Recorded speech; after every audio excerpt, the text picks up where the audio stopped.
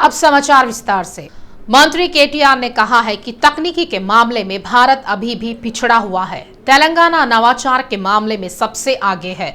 मंत्री ने निजामाबाद में काकतीय सैंडबॉक्स के तत्वावधान में स्टार्टअप कंपनियों के प्रतिनिधियों के साथ एक बातचीत के दौरान इम्पैक्ट एंड स्केल पैमाने को लेकर प्रौद्योगिकी के विषय पर बात की। उन्होंने कहा है कि 4 साल में दुनिया की सबसे बड़ी सिंचाई परियोजना बनकर तैयार हुई है और मिशन भगीरथ के माध्यम से 1 लाख किलोमीटर पाइपलाइन बिछाकर करोड़ों घरों में ताज़ा पानी की आपूर्ति की जा रही है। उन्होंने कहा है कि ग्रामीण क्षेत्रों में आईटी का विस्तार करने के साथ ही किसानों को मुफ्त बिजली दी जा रही है।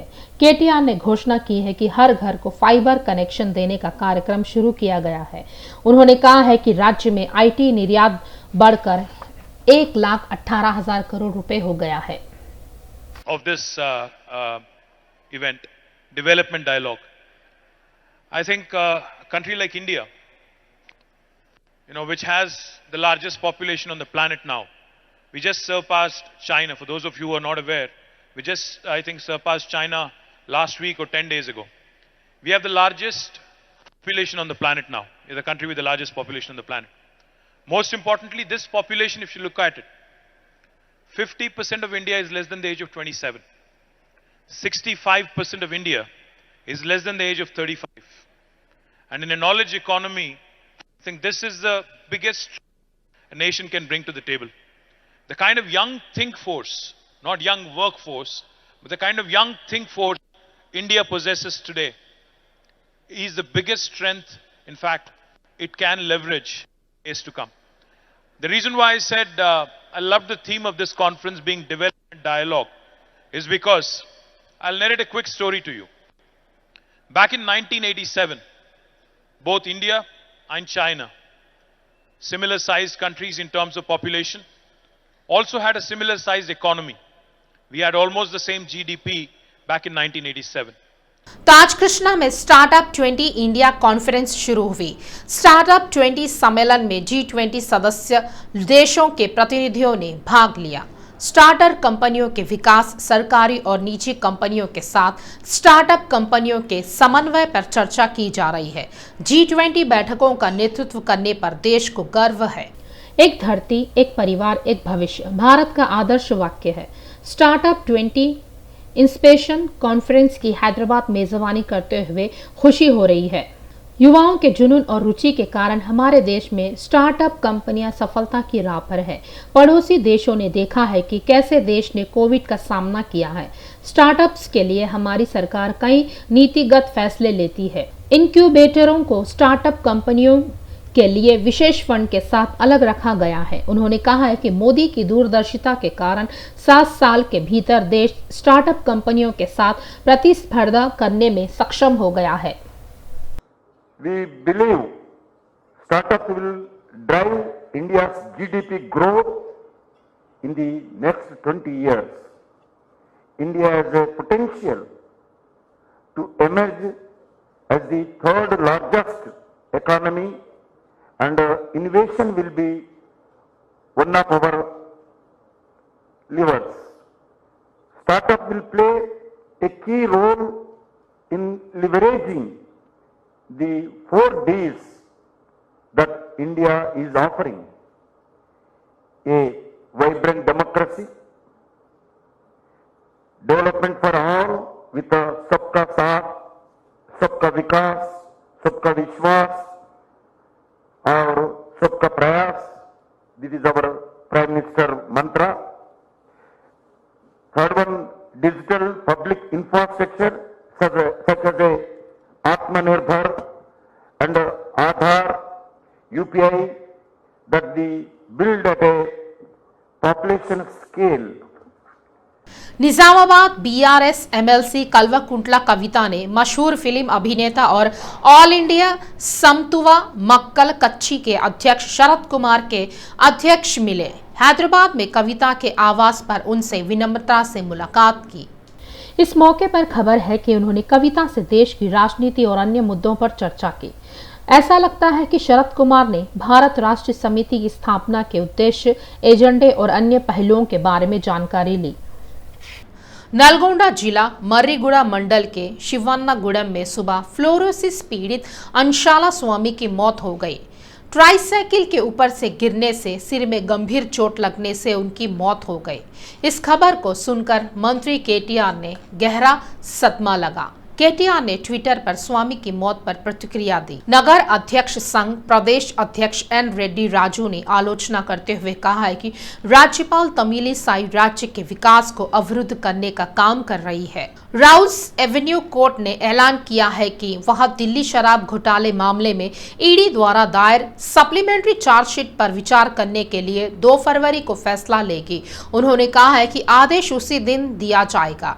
तेलंगाना पैरा स्पोर्ट्स एसोसिएशन के महासचिव गुरुशरण सिंह ने कहा है कि पैरा एथलेटिक्स को बढ़ावा देना राज्य सरकार की जिम्मेदारी है। 5वीं पैरा एथलेटिक्स पर बैडमिंटन चैंपियनशिप सिकंदराबाद आरआरसी मैदान में आयोजित की गई। इन प्रतियोगिताओं में तेलंगाना के 23 जिलों के विकलांग व्यक्तियों ने भाग लिया। खेलों के अंग के रूप में 500 मीटर दौड़, शॉट पुट, लंबी कूद, बैडमिंटन एवं विभिन्न खेलों का आयोजन किया गया। उन्होंने कहा है कि प्रदेश में पैरा खेलों को सरकार की ओर से समुचित प्रोत्साहन नहीं मिलने के बावजूद एकजुट होकर आगे बढ़ रहे हैं। उन्होंने कहा है कि सरकार के सहयोग से प्रतिभा को अंतर्राष्ट्रीय स्तर पर प्रदर्शित किया जाएगा। उन्होंने खुलासा किया है कि वे एक ऐसे स्तर पर पहुंच रहे हैं जहां वे इस तथ्य से निराश हुए बिना सामान्य खिलाड़ियों के साथ प्रतिस्पर्धा कर सकते हैं कि वे विकलांग हैं। अनाथ अधिकार संरक्षण संगठन के अध्यक्ष वेंकटैया ने कहा है कि वे इसी महीने की 30 तारीख को इंदिरा पार्क में महाधरना का आयोजन कर रहे हैं ताकि उनके अधिकारों का प्रयोग किया जा सके, क्योंकि राज्य सरकार ने अनाथों से किए वादों को पूरा नहीं किया है। वर्ष 2015 में सरकार ने अनाथों का समर्थन करने के लिए एक उप समिति का गठन किया और इसकी कड़ी आलोचना की गई कि अब तक 40 मांगों को पूरा किया जाएगा। वेंकटैया ने रूबरू के दौरान कहा है कि भारत के राष्ट्रपति द्वारा दिए गए वादों को रौंदना उचित नहीं है। अनाथों के माता पिता बनकर सहयोग देने की बात कहते हुए केजी से पीजी तक की शिक्षा मुफ्त उपलब्ध कराने का भरोसा दिलाया था। यदाद्री में पहले गुरुकुल की शुरुआत राष्ट्रपति के हाथों करने का आश्वासन को भूलना सही नहीं है। एसएसआई व सिपाही प्रत्याशियों के समर्थन में भाजयुमो का आंदोलन तनावपूर्ण हो गया है। पुलिस का घेराव करने डीजीपी कार्यालय पहुंचे नेताओं और कार्यकर्ताओं के बीच धक्का मुक्की भी हुई। इस घटना में भाजयुमो के प्रदेश अध्यक्ष भानु प्रकाश घायल हो गए। भानु प्रकाश को ग्लोबल हॉस्पिटल ले जाया गया और उनका इलाज चल रहा है। हैदराबाद में हमेशा व्यस्त रहने वाला हिमायत नगर रोड अचानक धंस गया। हिमायत नगर क्षेत्र के गली नंबर 5 में सड़क 10 फीट तक धंस चुकी है। अचानक टिप्पर गड्ढे में गिर गया। इस घटना में 3 लोग घायल हो गए। जानकारी मिलते ही पुलिस घटनास्थल पहुंची। यातायात बाधित होने पर सुचारू कर दिए। पास ही नाला बहने से नाले का पानी कहीं गड्ढे में न आ जाए, इसे लेकर पुलिस सावधानियां बरत रही है। घटना में टिप्पर ड्राइवर और 2 मजदूर घायल हो गए। अरे ड्राइवर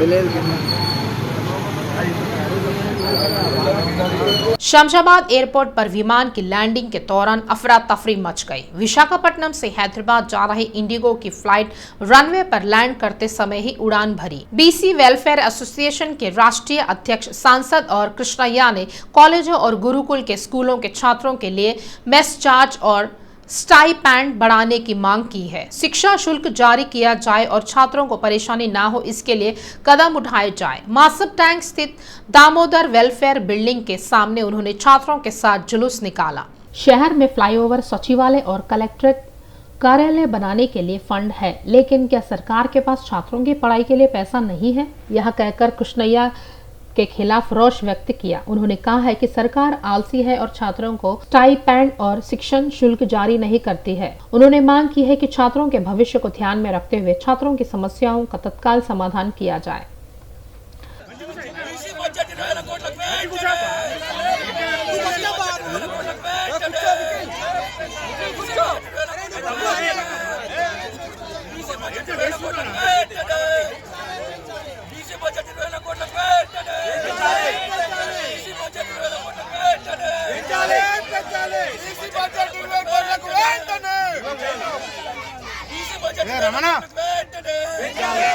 नरसिंह दास आत्माराम बड़ा गांव वालों द्वारा बसंत पंचमी के अवसर पर हाईकोर्ट के समीप मुरलीधर मंदिर में सुंदरकांड का भजन सहित पाठ का आयोजन किया गया। यह कार्यक्रम हर वर्ष उनके सोनासर वाले बाबा जी की प्रार्थना हेतु आयोजित किया जाता है। यह कार्यक्रम मध्याह्न 3 बजे से 8 बजे रात्रि तक जारी रहा।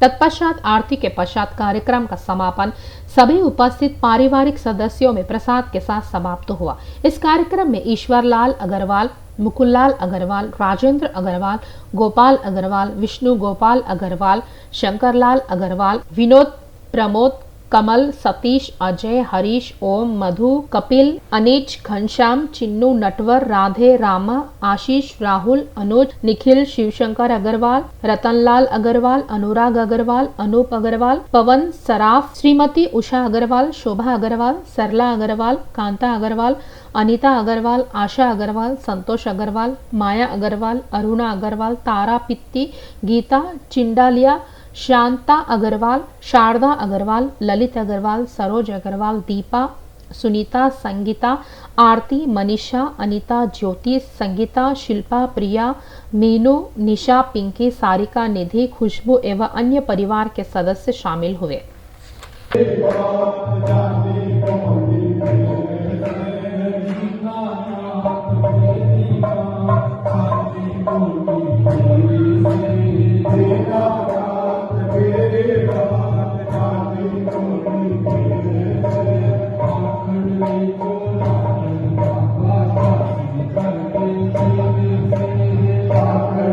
उद्योग विभाग के प्रधान सचिव जयेश रंजन ने बताया है कि हैदराबाद में 5 से 11 फरवरी तक ई मोबिलिटी वीक का आयोजन किया जाएगा। एमडी एनवीएस रेड्डी के साथ उन्होंने ट्रेन को हरी झंडी दिखाई, जिसका ई मोबिलिटी सप्ताह में मेट्रो ट्रेन के साथ प्रचार किया जा रहा है। सिकंदराबाद डेक्कन मॉल बिल्डिंग को गिराने का काम तीसरे दिन भी जोरों पर चल रहा है। बिल्डिंग को अत्याधुनिक मशीनों से तोड़ा जा रहा है।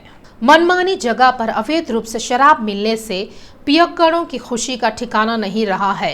वहीं बंद बारी में भी तिजोरी में इजाफा हो रहा है। सिटी विजन के समस्त दर्शकों को विक्रम सूर्यवंशी का नमस्कार। अवैध शराबखोरी और अवैध रूप से शराब की बिक्री का धंधा यहाँ पर जोरों पर चल रहा है। नगरत्व ही नहीं, उसके सीमावर्ती क्षेत्रों में भी इस अवैध धंधे ने पैर पसार लिए हैं और इसीलिए मैं यहाँ पर जगतगिरी गुट्टा पुलिस थाना परिधि के अंतर्गत लेनिन नगर में मैंने यहाँ का दौरा किया। जिस स्थान से इसकी बिक्री हो रही थी उसी के परिसर के बाहर मैं खड़ा हूँ। पूरा विवरण मैंने दे दिया है। अब पुलिस विभाग को चाहिए कि पूरी छानबीन कर वहाँ पर यह अवैध बिक्री रोकी जाए और राज्य सरकार की तिजोरी पर जो भार पड़ रहा है उसे रोका जाए। सिटी विजन के लिए मैं विक्रम सूर्यवंशी, हैदराबाद। तेलंगाना कांग्रेस में नया जोश आ गया है। ऐसा लगता है कि कल तक जो असंतोष की ज्वाला थी वह फिलहाल के लिए बुझ गई है। अब तक मतभेदों से जूझ रहे नेता सक्रिय रूप से पार्टी की गतिविधियों में भाग ले रहे हैं। तेलंगाना राज्य मामलों के प्रभारी मानिक राव ठाकरे के साथ विभिन्न बैठकों में भाग लिया और पार्टी की मजबूती और चुनाव रणनीतियों के बारे में अपने विचार व्यक्त किए।